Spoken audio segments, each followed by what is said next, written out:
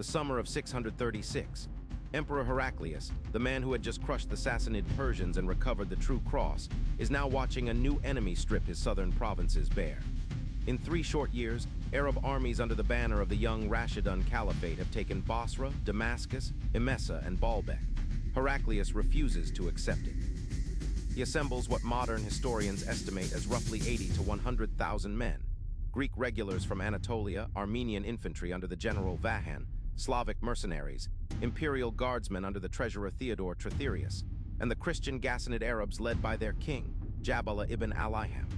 It is the largest field army Byzantium has put into Syria in a generation. Facing them, the Muslim commanders make a decision that looks, on paper, like retreat.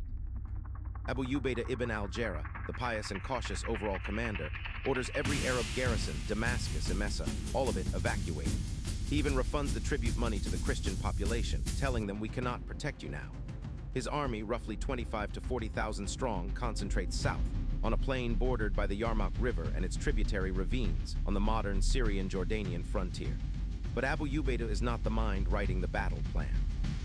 That mind belongs to a man Caliph Abu Bakr called Saif Allah, the Sword of God, Khalid ibn al-Wali, a former Quraysh cavalry commander who had personally defeated the Prophet Muhammad at Uhud, then converted, then never lost another battle in more than 100 engagements.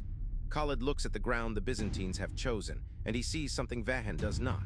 On the Byzantine left flank runs the Wadi al-Ruqad, a steep, narrow ravine crossable at only one bridge. On the Byzantine rear runs the Yarmouk itself.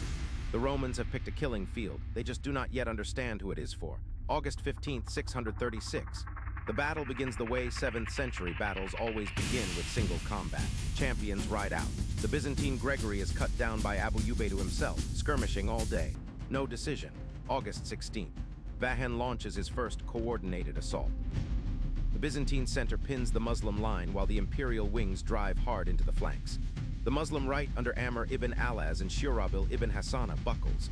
Warriors are streaming back to the camp when the Muslim women, including Khalid's own wife and Hind bint Utbah, mother of the future First Umayyad Caliph, pick up tent poles and stones and drive their own men back into the line. The right holds, barely. August 17th. Vahan tries again. Same plan, more pressure on the wings. Again the Muslim line bends, again it holds. Here pattern interrupt is what most retellings leave out. The Byzantines are not losing. Through the first 3 days, by every conventional measure, Vahan is executing textbook Roman doctrine. He is bleeding the smaller army. Attrition should end this. August 18th. The day the Arab sources call Yom al-Tashri, the day of lost eyes. Armenian archers concentrate their fire. 700 Muslim warriors lose an eye to arrows in a single afternoon. Muslim casualties climb into the thousands. The line is fraying. If this is landing, save this video. You will want to come back to this one because what happens next is a textbook case of how a commander wins a battle after 4 days of losing it. August 19th. Vahan, sensing the enemy is broken, sends an envoy, offering a truce, offering payment to withdraw. Khalid refuses. And then he does something no 7th century commander does. He tears up his own order of battle. He strips cavalry from every subordinate, from Amr, from Yazid, from Shurabil, from Abu Ubaidah, and consolidates them into one single unit. A concentrated mounted reserve of roughly 4,000 riders, of which the elite striking corps is around 3,000. He calls it the Mutaharika, the Mobile Guard. And he tells no one, not even his officers, exactly how he intends to use it. August 20th, the 6th day. A hot wind rises out of the south, driving dust and sand directly into Byzantine faces. Khalid detaches a small cavalry force under Durar ibn al-Azwar, perhaps 500 men, and orders them to ride a wide circle behind the Byzantine army and seize the single bridge across the Wadi al-Ruqad, the only line of retreat. Then Khalid mounts his Mobile Guard, and instead of striking the Byzantine infantry, which every doctrine, Roman or Arab, would tell him to do, he attacks the Byzantine cavalry first, isolates it, drives it north off the field, cut away from the infantry that depends on it. The Byzantine horse never returns. That single order, cavalry first, infantry second, is the turning point of the battle, the war, and arguably the 7th century. With the Byzantine cavalry stripped away, Khalid wheels his 3,000 horsemen and drives them into the rear of the imperial infantry.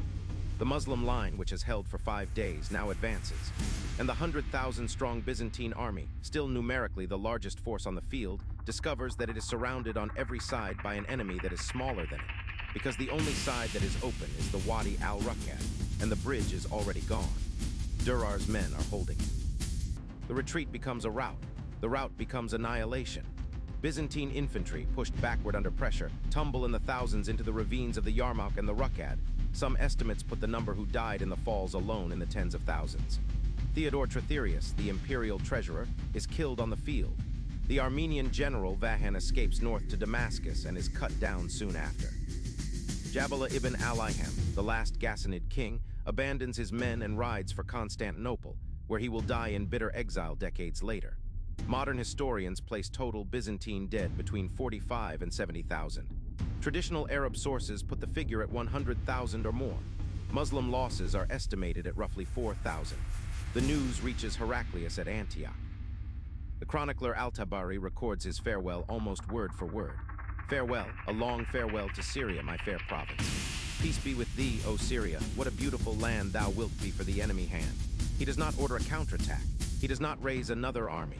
He sails for Constantinople and never returns to the east. Within 4 years, Damascus, Jerusalem, and Antioch itself have fallen. Within a decade, Byzantium has lost 2/3 of its territory and roughly 3/4 of its tax base. Every Byzantine emperor from Heraclius to the fall of Constantinople in 1453 will fight in the shadow of what one Arab commander did with 3,000 horsemen on August 20th, 636. But that was only the battlefield outcome. What Yarmouk did to military doctrine and to the map of the world is bigger. Yarmouk is the battle that ends antiquity in the Middle East. 700 years of Greek and Roman rule from the Levant to the Sinai, gone in 6 days. But it is also the battle that establishes a new military doctrine that Islamic armies will carry for the next 400 years. The concentration of mobile cavalry into a single decisive reserve, held back until the moment the enemy commits, then thrown at the joint between hostile infantry and cavalry to sever the two.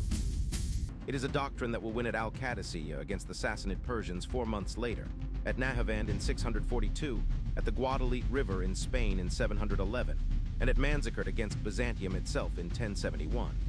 The strategic aftershock is even larger. The Sassanid Empire, already exhausted by its long war with Heraclius, cannot survive with a triumphant Arab army now free to pivot east. Within 6 years, the House of Sassan, a dynasty older than the Roman Empire, is extinct. North Africa falls in a generation, Spain in a lifetime. By 732, Arab cavalry are watering their horses in the Loire Valley of France. Every one of those campaigns rests on the 6 days at Yarmouk, and here is the part the history books leave out. Khalid ibn al-Wali, the man whose whispered order on the 6th day broke the Byzantine army, is dismissed from command within months. Caliph Umar, worried that the troops are giving too much credit to the general and not enough to God, writes the order himself. Khalid accepts it without complaint, serves under Abu Ubaidah as an ordinary officer, and dies in bed a few years later, reportedly with the regret that after over 100 battles, no enemy sword had ever taken him. The greatest tactical commander of the 7th century, arguably one of the greatest in any century, is remembered chiefly by the men who fought under him. Military academies from Sandhurst to West Point still study Yarmouk today for one reason. It is the cleanest case in pre-modern history of a smaller army using concentration of force, superior command initiative, and terrain manipulation to annihilate a larger one. Cana by Hannibal, Yarmouk by Khalid.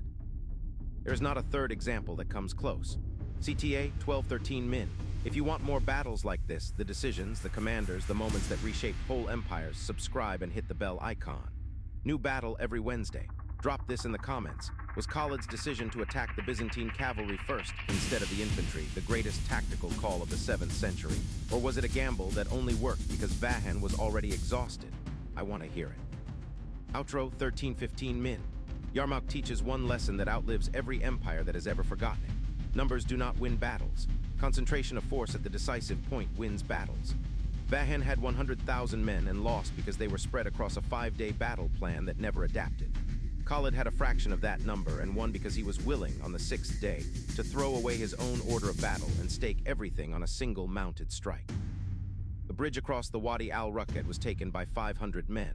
The Byzantine cavalry was driven off the field by 3,000, and the empire of Heraclius lost Syria forever because one commander, in one afternoon, chose to concentrate rather than defend. If this one hit, my video on the Battle of Al-Qadisiyah, the 4-day slaughter where the same Arab doctrine ended the Sassanid Empire just 4 months later, will blow your mind. It is Yarmouk's twin, and almost nobody outside the region knows the story. Watch that one next. In August 636, on a dry plain south of the Yarmouk River, an Arab army under Khalid ibn al-Walid faced a Byzantine imperial force nearly 3 times its size, roughly 100,000 men under the Armenian general Vahan, the treasurer Theodore Tritherius, and the Ghassanid king Jabala ibn al-Iham. For 5 days, the Byzantines executed textbook Roman doctrine and slowly bled the smaller army. On the 6th day, Khalid tore up his own order of battle, consolidated every cavalryman on the field into a single mobile guard of roughly 4,000 riders, sent 500 more under Durar ibn al-Azwar to seize the bridge across the Wadi al-Ruqad, and struck the Byzantine cavalry, not the infantry, first. 6 hours later, the largest Byzantine field army in a generation was destroyed. Emperor Heraclius sailed for Constantinople and never returned east. Within a decade, the Byzantine Empire had lost 2/3 of its territory. 0000, the whispered order 00. 15 why Yarmouk still matters. The Roman miscalculation 03. 006 days and the Mobile Guard 06. 00 the slaughter at the ravine 09. 00 the doctrine that rewrote the map 12. 00 subscribe 13. 00 the lasting lesson.